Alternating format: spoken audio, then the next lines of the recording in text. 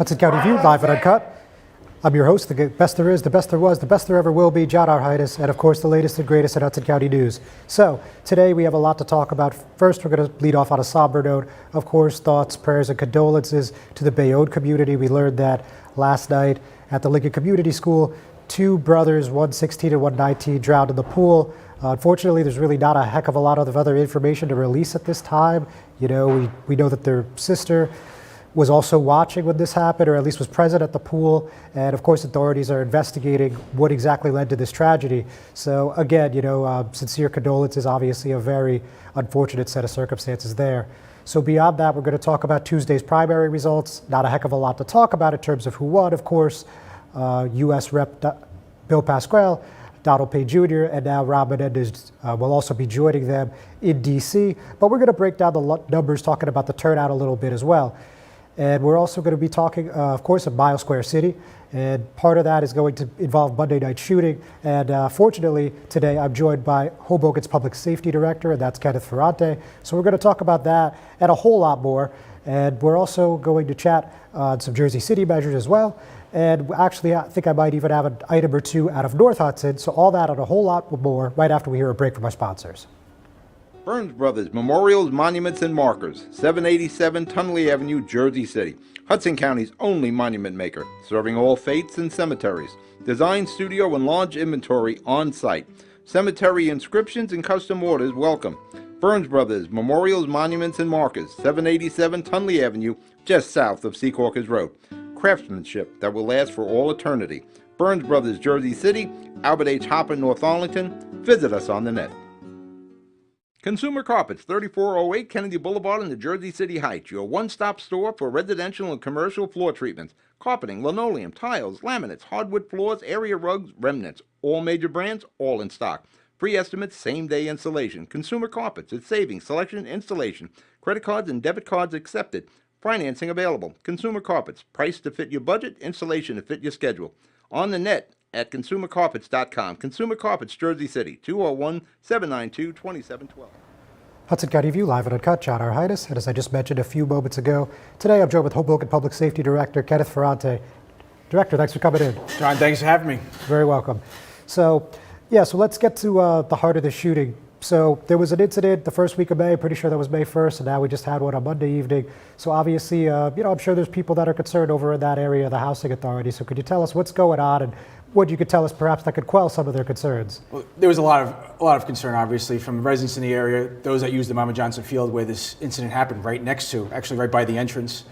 What we had at 9:19 p.m. on Monday night, a group of individuals approached another group of three, right adjacent to the Mama Johnson Field on 4th Street between Jackson and Harrison Street. Short dispute occurs where there's multiple shots fired. At least 8 shell casings have been found from that scene. One individual was struck in the lower neck. There were police officers within 200 feet of where this incident happened, and that's where Chief Aguiar has labeled it brazen act, that even with police in the area, police response and police presence had already been beefed up in the area because of prior incidents earlier this year in 2022. And fortunately, with the officers being so close to the scene, immediately Officers Pisani and Grossman and Font tended to the victim, got him to the hospital immediately, tended to his wound, probably mitigated serious injury and serious bleed. The fortunate part of it is the individual was released and home the next day. The unfortunate issue is we've had 2 shooting hits in 5 weeks, but our detectives and our police personnel, under the direction of Chief Aguiar, are on top of this. He has beefed up the presence there. But also remember, it comes in light of everybody wanting police presence at the schools and daycares with what's happened nationally. Sure. So we have a national and regional trend of gun violence that is hurting all areas. You have also 2 different issues with it, where it was in mass shootings in other parts of the country, was legally purchased AR-15s by 18-year-olds with prior psychological issues, which creates one battle cry of gun control has to happen. And on the other end, just as News 12 had reported on Monday afternoon, there had already been 8 shooting hits in North Jersey in a 4-day period, ours becoming a 9th and 5-day period. Yes. This is gun issue, shooting violence, has to be attacked on so many levels right now. Right now, it's from the police end is about beefing up the police presence in these areas, housing authority areas, schools. There's only so many police officers you have, though. Right. So there's also needs to be the community engagement part, which the pandemic did such harm in stopping community engagement in all areas. We had off of a 2017, January 2017 shooting, which was the last homicide in the Hoboken Housing Authority. We had a community dinner that had started monthly, and we had 5,200 people community engaging with police, elected officials, housing officials, residents of all ages. We had that every month. Yeah. From January of 17 right through till March of 2020, major community engagement program stopped. The lack of the socialization, I felt always the pandemic's biggest hits were to our teens, high school age and college age people. It set them aside from employment, socialization, sports activities, and we are just seeing way too much gun violence in the country and in our region right now. Yeah, understood. And I know you're doing the pop-up policing again. We'll talk about that as well. But just on these specific incidents, any idea if this maybe is gun activity, if there's any, gang activity or any other explanation right now? Nothing of that. You hear those rumors, it could be gang related, but there was no concrete evidence of gang involvement, gang crimes right now. We're hearing small groups of disputes from the last incident and this one. And our detectives are working, I tell you, around the clock to, first of all, get video footage. Housing Authority has outstanding camera system. Going outside that to get to private cameras that may have been in the area. And that starts getting us to try to identify individuals. Were there any vehicles involved? Did they leave on foot? Did they use mass transit like a light rail? And that starts directing us to work with different agencies if it's something outside of Hoboken with the other group. Got it. Okay. Now, at last week's council meeting, obviously you weren't happy with a couple council members' proposals to cut public safety, specifically your post and potentially your top 8, I guess that would be, or I'm sorry, that would get some deputy. Yep. And, look, I don't want to rehash it. I mean, you were quite clear, I think, at the time. But I think one point that actually a couple that people would like to hear about is first, you said, yes, you're making a salary and it's a decent salary with benefits, but you're saying in the long term, you're actually going to save the taxpayer money. So could you just hash that out for us? I think one thing, I talked to Councilman Ramos and Councilwoman Fisher the day before. At length, I've had a couple of conversations with Councilman Ramos since I came back into this position. He voted against it. I wanted to sell myself to him and said, I want to change your opinion about my job and the validity and importance of this position. So I felt one of the things I needed to do publicly, I had told him I was going to do it, justify what I'm doing and how I'm going to be a benefit to the city on the financial end, because this is a financial issue, which I think has turned a little political and personal. But if we're going to talk about on the record at a council meeting, okay, let's talk about the finances of it. Look at my track record as a chief of police. I was chief of police for 7 years. 7 stable budgets, always between 1% decrease, 1% increase. On 2 occasions at the end of the year when cities have to do line item transfers, if a different division is doing better with their budget, I was able to give 6-figure monies over to other divisions because I kept overtime low. I know you got a lot more to say, Chief, but we're going to take a quick break. We'll be right back. Stevens Jersey City Ford, certified parts and service located at Route 440 and Communipaw Ave, is your #1 source for Ford and Lincoln automotive needs. We use certified Ford Motorcraft products to keep your Ford running in top shape. Motorcraft parts are backed with the Ford warranty, which includes a 2-year unlimited mileage guarantee. Our team will have the right Motorcraft part to ensure the best performance from your Ford or Lincoln. You can order in person at the parts counter or online. Let us help keep your Ford or Lincoln in the best shape at Stevens Jersey City Ford. Good Friend Self Storage in North Bergen, New Jersey is a fully climate-controlled facility equipped with state-of-the-art security, packing supplies, a Refer a Friend program, and multiple loading docks convenient for commercial use. Located just off of Route 3 at 4301 Tunnelly Avenue, Route 1 and 9.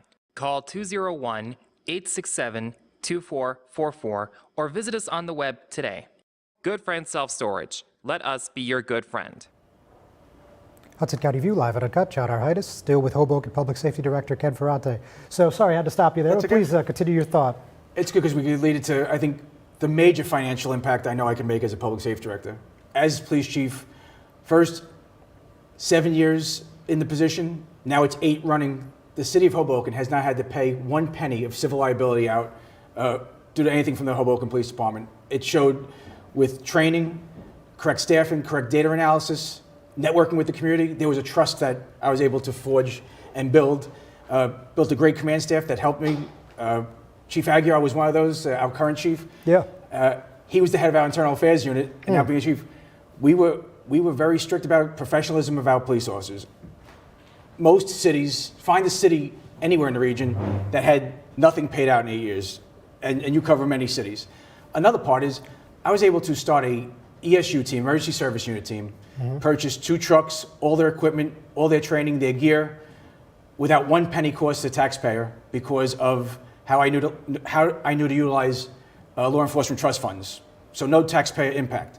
Also, we were so far behind in IT in our police department. We needed a major upgrade that was over $1 million. Was able to do that again through law enforcement trust funds, not 1 penny cost to the city. Interesting. Bringing that now, I have police, fire, and OEM under me.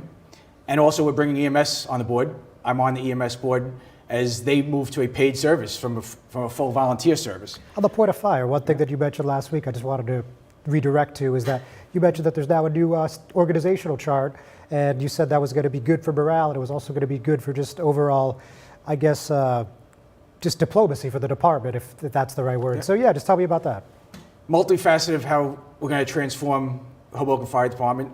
I have had so many meetings with Chief Peskins, his command staff of battalion chiefs, and I meet with their and talk to their union presidents frequently. It's all been positive these 3+ months. They did not have anybody retire in years. They have not had promotions, hirings. They have a median age of 16 years on a job, which is pretty high for a median. It shows they're not getting the turnover. They wanted the trust that those positions would not be folded, that they would be filled. And today is about the 7th retirement we've gotten with people who are going to be comfortable enough to retire. This is going to lead to promotions and hirings. We've already reserved 10 spots in the Bergen County Fire Academy for January. We're setting up a promotion day for July to fill those placements of the retirees. And also, this all happened between increasing 1 battalion chief spot, funding itself, that I'm taking the money from the overtime, which most of the overtime in the fire department came from replacement of battalion chiefs when one takes off. And it's going to create a compliance unit.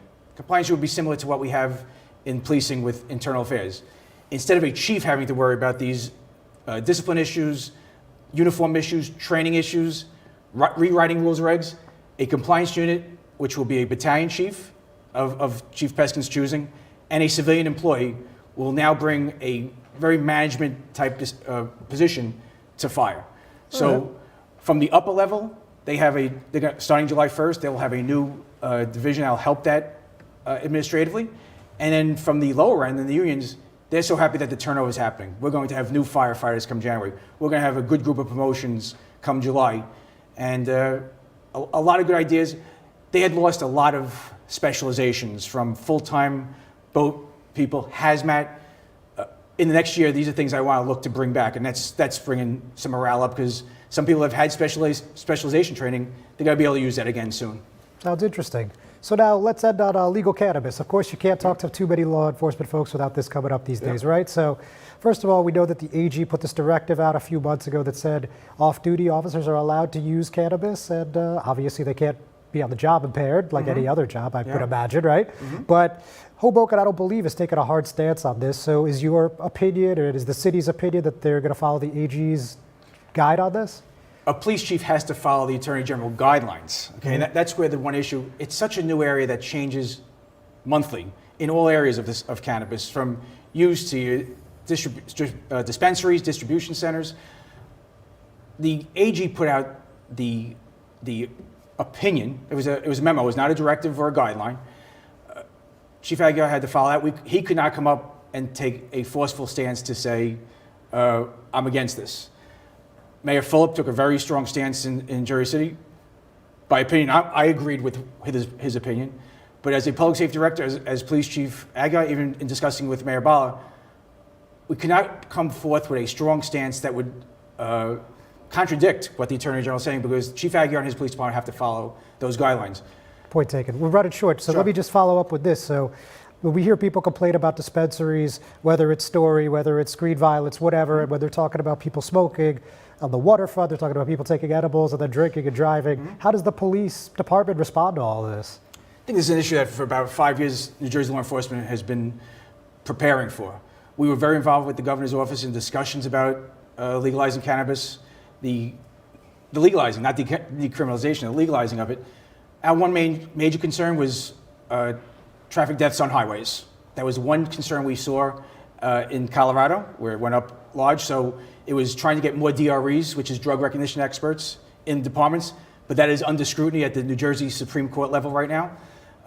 Some of the narratives out there that this is going to bring more violent crime, we have not seen that around the country. Anytime you have a cash business, whether it's a bar, a bank, a store, there's a potential for robbery. I think it's going to be someone about the whole told me thing. this week that if I own, John's Bodega on some corner in Hoboken, I'm actually legally allowed to sell a small amount of marijuana from behind the counter. Is that correct? Partially. Right now, there's orders that policing cannot arrest someone that's selling less than 50 grams of marijuana. So that even includes a street. Where it stops, it hinders investigations into heroin dealers and cocaine dealers. Is very, very tough right now for law enforcement to decipher what's being sold. Right now in the books, there's a 4th degree crime. That's a new law with this legalization of cannabis, that if a police officer arrests, stops, or searches someone based off the scent or sight of smoking marijuana, that also could be charged with a 4th degree crime. Wow. So a lot of people don't realize that, and it's causing police officers to take a step back a little bit when it comes to any type of drug issue, because remember, it's only cannabis that has been legalized and certain weights of that. Yeah. So, but it makes it harder for the investigation and detection of other crimes, of other drug crimes. Understood. Director, always a pleasure. John, thank you for having me again. Always great talking to you. Yes, you as well. Ladies and gentlemen, thanks for watching. We're not done yet. We'll be right back. Newport, the luxury waterfront community on the Hudson River, offers a quality of life you deserve in one of our many high-rise towers. With amenities such as the on-site Newport Path, light rail, Newport Town Square, 3 playgrounds, dog run, upscale restaurants, retail giants like Kohl's, JCPenney, Macy's, and Target. Morton Williams and Acme Supermarket are just outside your front door. A health and fitness center, skating rink, and medical facilities are also on site. Enjoy the New York skyline from our waterfront and various parks. Manhattan is just one pass stop away, or a quick ride through the Holland Tunnel. Nursery and private elementary schools all on site. 12-screen movie theater at the Newport Center Mall. Looking to visit? Stay at the Westin or Marriott Hotel. For more information, visit us at newportnj.com. Make lasting memories to cherish forever. It's incredible. It's you, Newport. Live like you want. Introducing the all-new Ford Maverick. A truck for people who do stuff. And people who make stuff. People like Gabrielle Union. I make this look good, don't I? Who haul whatever they want to wherever they want. Like wood to build things made of wood with. And friends to get weird with. It's for long trips that the standard hybrid engine with a targeted EPA estimated city fuel economy rating of 40 miles per gallon helps with. That an 8-inch touchscreen connects with. And any trip that this interior makes more comfortable. But we'll let Gabrielle tell you all about it. Or I could just tell them it's a Ford truck that starts at less than $20,000 MSRP. Yep, that works too. The all-new Ford Maverick, built to defy expectations.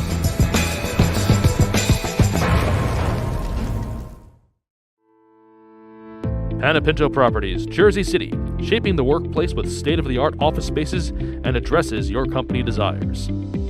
Building residences that define your home environment, adjacent to all modes of transportation with on-site parking available. The right address, the right lease. Call 201-521-9000 or visit online at panepintodevelopment.com. Panepinto Properties, building Jersey City for everyone. Hudson County View live and uncut. John Heinis. So let's talk a little bit about Tuesday again. No surprises. The Congressional Incumbents, that's Bill Pascrell in the 9th District, and then his other colleague, I guess, Donald Payne Jr., also reelected in, the Pasquale was uncontested, and Page just huge numbers, well over 80%. The closest challenger was at 15%. And Rob Menendez, just a tremendous showing in his own right, even though he is not an incumbent, looking for that seat that is being vacated by U.S. Rep. Albio Series, a potential West New York mayoral contender for next year. We saw him hit over 83%, so everyone that ran on the line had a really strong showing. However, it needs to be noted as well, I believe, that this turnout for this primary was really low. I mean, we're looking at about 8.37%, according to the Hudson County Clerk's Office. And out of the 12 municipalities in Hudson County, we only saw 2 of them have any districts that hit over 20%, and it's probably a surprise to no one that those 2 municipalities are Union City and North Bergen.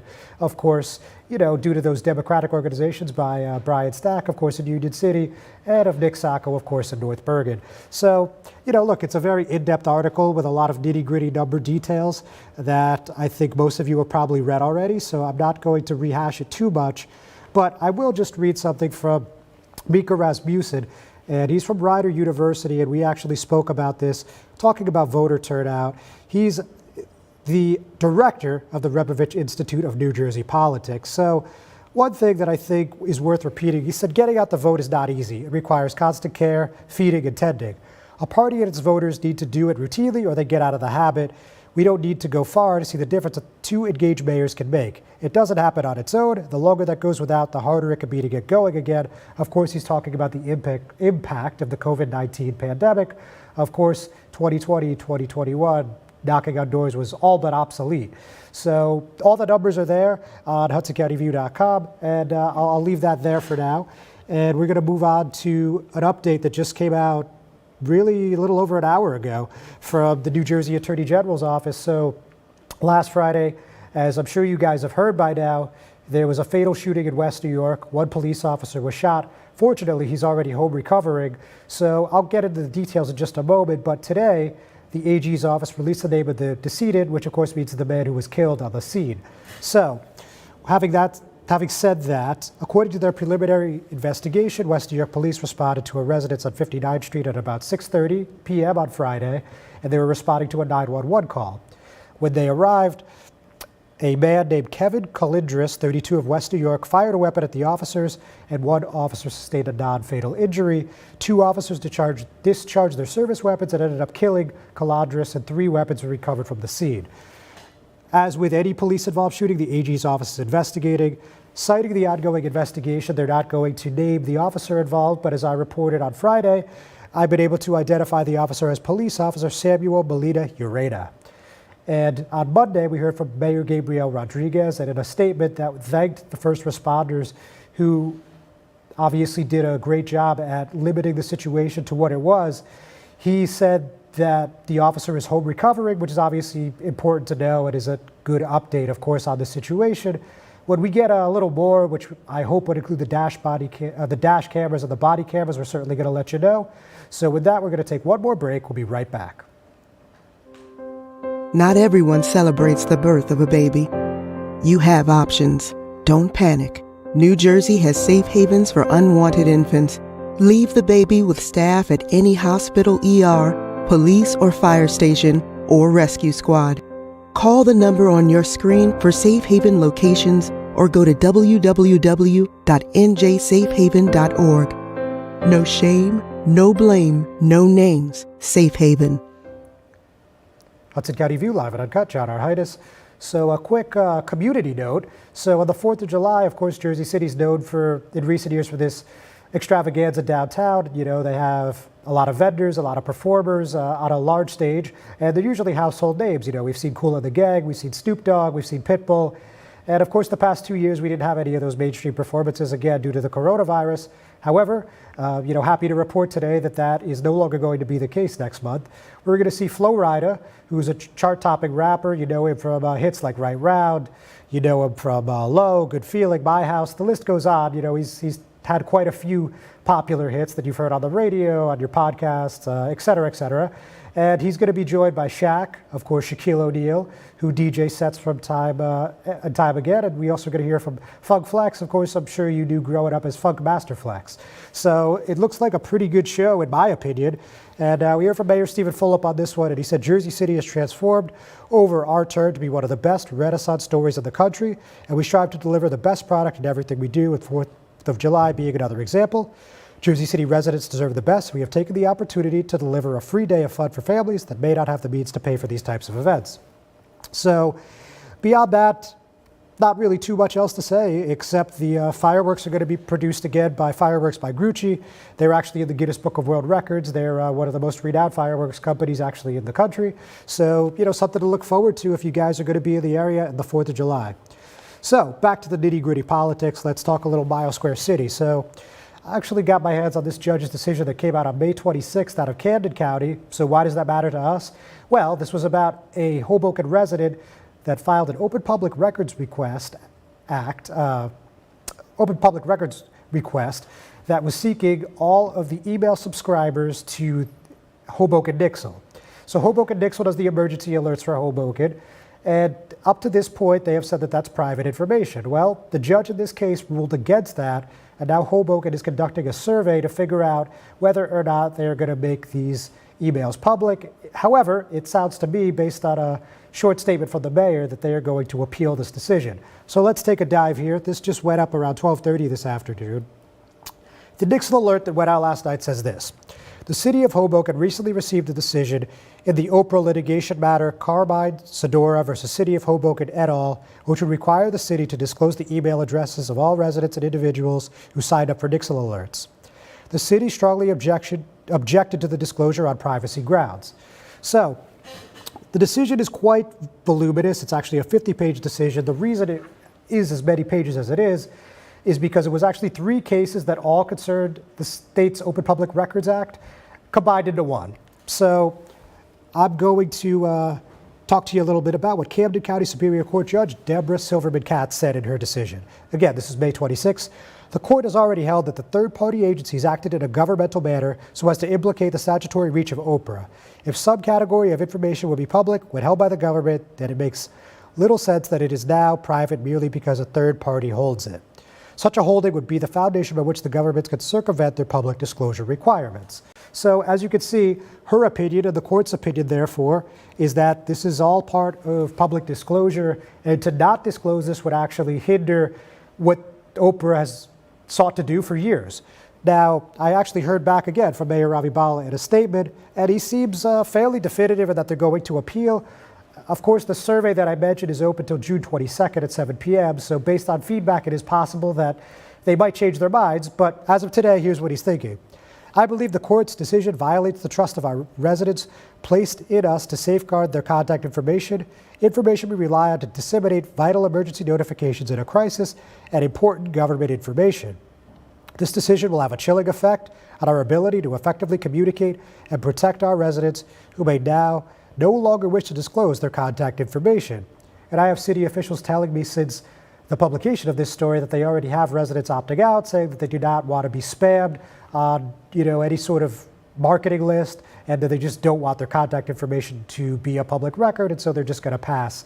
So we're going to see what happens with this. Obviously, this is probably going to be an appeal that's going to take several months. I mean, there's really no such thing as a quick court case these days, but whatever the outcome is, we're going to keep you posted. So that brings us to time, ladies and gentlemen. Thanks for tuning in. I'll see you next week.